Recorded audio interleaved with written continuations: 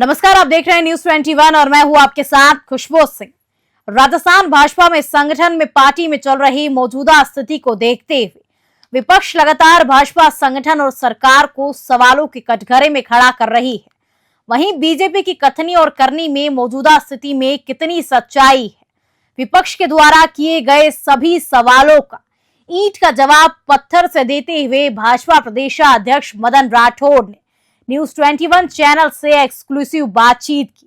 देखिए न्यूज 21 के senior political editor ने मदन राठौड़ से क्या सवाल जवाब किए।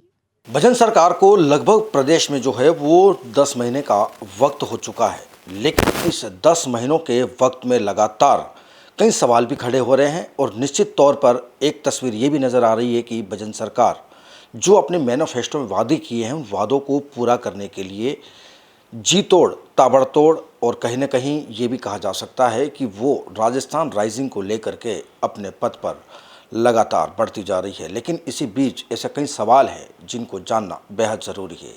आज तमाम खास सवालों से रूबरू होंगे। हमारे साथ इस वक्त जुड़े हुए हैं खास मेहमान के तौर पर भाजपा प्रदेश अध्यक्ष मदन राठौड़। सबसे पहले उनसे खास सवाल करेंगे। मदन जी, विपक्ष ये कहता है कि 10 महीने हो चुके हैं सरकार को बने हुए, 14 लाख करोड़ के 3 बार एमओयू हुए, लेकिन धरातल पर एक भी एमओयू दिख नहीं रहा है। तो उसको लेकर के किस तरीके से इनकी जो टिप्पणी है इसका किस तरीके से आप जवाब देंगे? देखिए, एमओयू हुआ, उसके बाद में कुछ लोगों ने तो ज़मीनें चिन्हित कर दी, ज़मीनें चिन्हित करके लेना भी शुरू कर दिया। तो टाइम तो इतना तो लगेगा। थोड़ा बहुत एमओयू होने के बाद वो अपना मानस बना दिया, वहाँ पर धरातल पर उतारने के लिए प्लानिंग बनाता है, सारा फाइनेंशियल मैनेजमेंट करता है, having availability of the raw materials, having availability of the market, ये सब ध्यान में रख कर के वो तय करता है। तो थोड़ा समय तो लगता ही लगता है। और फिर उसके बाद में वो सरकारी मशीनरी बिल्कुल एक्टिव हो गई, अधिकारी लगा दिए, एक एक जो भी निवेशक है उसके साथ में अधिकारी लगा दिए कि आप आइए, आपको जहाँ ज़मीन चाहिए चिन्हित करो, जहाँ पर कच्चा माल उपलब्ध है ताकि आपका उद्योग पनपे। ज़मीन बताने के लिए अधिकारी लगा दिए, उनकी फाइल्स क्लियर करने के लिए अधिकारी लगा दिए, उनको कितना कनेक्शन बिजली का चाहिए वो अधिकारी लगा दिए, तुरंत उनको कनेक्शन स्पॉट पर ही मिल जाएगा, चक्कर नहीं काटने पड़ेंगे, ये सारी पाबंदी कर दी। तो थोड़ा समय तो लगता ही लगता है। एमओयू होते ही तो कोई एकदम से ये कि भाई अभी खड़ा हो गया उद्योग, ऐसा तो होता नहीं है, थोड़ा टाइम लगता है। बाकी हो जाएगा हमारे कार्यकाल में और वो सब धरातल पर रन करते हुए मिलेंगे आपको। अच्छा, लगातार सचिन पायलट आक्रामक हो रहे हैं। वो ये कह रहे हैं कि वित्तीय प्रभार से भाजपा सरकार जूझ रही है, प्रशासन उधर खींच रहा है, बाबू उधर खींच रहे हैं, मतलब कुल मिलाकर के ब्यूरोक्रेसी पर उन्होंने सवाल खड़ा किया है। तो किस तरीके से क्या इसी तस्वीरें वास्तव में राजस्थान में इसी पनप रही है? सचिन जी बहुत बड़े नेता हैं और बहुत समझदार नेता मैं मानता हूँ उनको।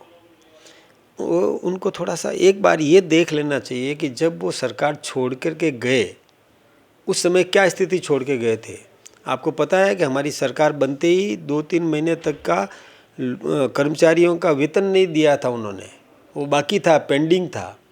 तो तुरंत हमारे भजन लाल जी ने मुख्यमंत्री बनते ही केंद्रीय नेतृत्व से और ये जब बताई कि स्थिति हमारी ऐसी बनी है तो 5,000 करोड़ रुपया तुरंत वहाँ से रिलीज कराया। और तब जाकर के वो जो पहले का बैकलॉग था जो वो तनख्वाह चुका सके। तो वो तो समझदार आदमी को सब समझ में आता है। तो सचिन जी तो समझदार है, तो उनके खुद के मन में ही ये पता होगा कि हमने क्या छोड़ा। उन्होंने उनकी जो सरकार थी तब कोयला बिल्कुल नहीं छोड़ा। बिजली उत्पादन केंद्र जो थे, ऊर्जा उत्पादन केंद्र संयंत्रों में बिजली नहीं थी, उन्होंने गलती से लिग्नाइट डाल दिया जहाँ कोयला डालना चाहिए था और उसका दुष्प्रभाव ये हुआ कि वो भी ठप हो गई। तो सचिन जी को सब पता है, लेकिन वो केवल अपनी साख बचाने के लिए ऐसे आरोप लगा रहे हैं। मन से वो सब जानते हैं, होशियार आदमी हैं ये थे।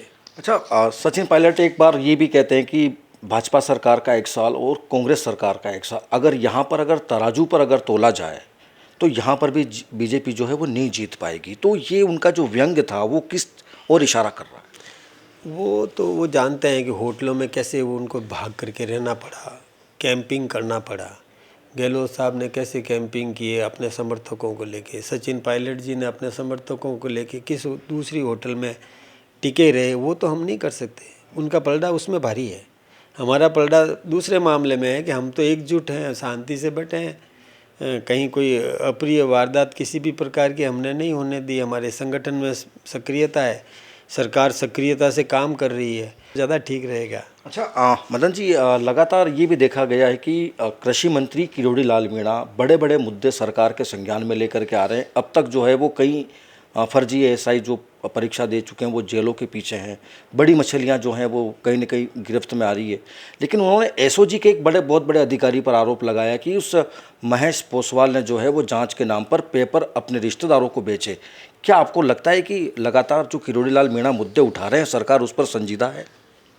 देखिए, कोई भी कार्यकर्ता कैसा भी मुद्दा उठाएगा, सरकार उसको गंभीरता से लेती है, उसकी जांच करवाती है और इसमें कोई बच नहीं सकता। आपको तो पता है कि कई लोग गिरफ्तार भी हुए, कई जो नौकरी करने वाले भी गिरफ्तार हुए, कोई ट्रेनिंग लेने वाले भी गिरफ्तार हुए, कई लोग जो इसमें षड्यंत्र में शामिल थे, जिन्होंने गलत काम किए, तो वो गिरफ्तार भी हो रहे हैं। जांच चल रही है, एसओजी जांच कर रही है। क्या प्रदेश अध्यक्ष यहाँ पर नया कोई चेहरा होगा राजस्थान में, क्या लगता? मेरी कभी भी डोटासरा जी से अदावत नहीं रही। मेरे अच्छे मित्र हैं वो, और हम दोस्त हैं, आपस में प्रेम से रहते हैं हम। लेकिन जो काम वो कर रहे हैं वो थोड़ा सा मुझे लगता है कि वो जो मैंने कहा बिना फुटबॉल के वो खेल रहे हैं, मतलब इधर उधर लत्ती मारते रहते हैं, टांगे मारते रहते हैं इधर उधर, बॉल है ही नहीं। तो वो मैंने उनके जो काम करने के तरीके पर व्यंग मैंने रखा था। और हमारे यहाँ राजस्थान में हमारी पार्टी में किसी को नहीं पता है कि अगला अध्यक्ष कौन होगा। तो अध्यक्ष तो हमारी लोकतांत्रिक आंतरिक लोकतंत्र है हमारी पार्टी में। जैसे राष्ट्र का होगा, किसी को नहीं पता कि हमारा राष्ट्रीय अध्यक्ष कौन होगा, किसी को नहीं पता कि अगला प्रदेश अध्यक्ष कौन होगा, कौन जिलाध्यक्ष होगा, किसी को पता नहीं है। वो आंतरिक लोकतंत्र है, नीचे से कड़ी बढ़ता आएगा और किसी को भी नेतृत्व मिलेगा तो वो काम करेगा। मदन राठौड़ के लिए क्या चुनौतियाँ हैं? मदन राठौड़ के लिए तो यही है कि जन सेवा करता रहे, संगठन को मजबूती देता रहे, सरकार संगठन के बीच में समन्वय स्थापित हो, सरकार द्वारा दी हुई योजनाएं आम जन तक पहुँचे, आम जनता उसका लाभ ले सके, समृद्ध हो सके, यही चुनौतियां हैं और इसको हम पूरा करेंगे।